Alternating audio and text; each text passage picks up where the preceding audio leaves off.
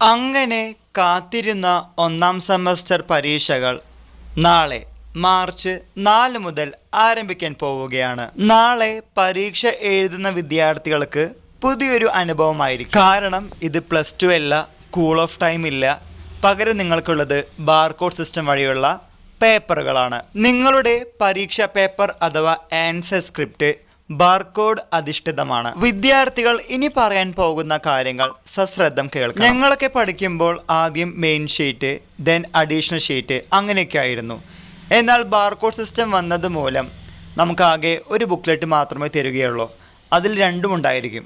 അതായത് ഫ്രണ്ട് ഷീറ്റും then main ഷീറ്റും ദെൻ അഡീഷണൽ ഷീറ്റും എല്ലാം അടങ്ങിയിട്ടുള്ള ഒരു ബുക്ക്ലെറ്റ് ആണ് നിങ്ങൾക്ക് തരാൻ പോകുന്നത്. സാധാരണഗതിയിൽ BA BSc ഒരു ക്വസ്റ്റ്യൻ പേപ്പർ, ദെൻ BCom വേറെ ക്വസ്റ്റ്യൻ പേപ്പർ. പറഞ്ഞു വന്നത് നാളത്തെ ജനറൽ ഇംഗ്ലീഷ് പേപ്പർ ആയിട്ടുള്ള ലിറ്റ്മോസ്ഫിയറിനെ കുറിച്ചിട്ടാണ്. BA BScക്കാരുടെ മാർക്ക് പാറ്റേൺ നോക്കുകയാണെങ്കിൽ 2 മാർക്ക്, 5 മാർക്ക്, 10 മാർക്കാണ്.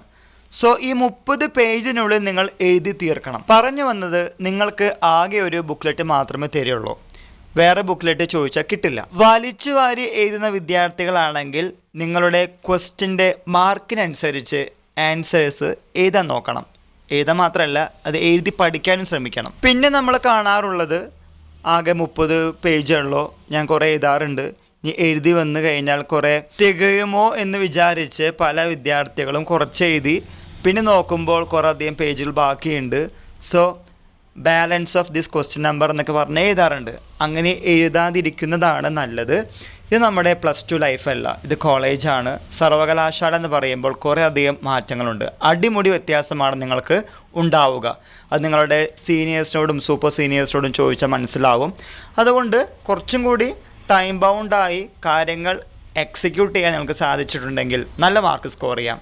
പഠിച്ചത് നല്ല രീതിയിൽ ഛർദ്ദിച്ചാൽ മാത്രമേ നിങ്ങൾക്ക് മാർക്ക് സ്കോർ ചെയ്യാൻ സാധിക്കുകയുള്ളൂ.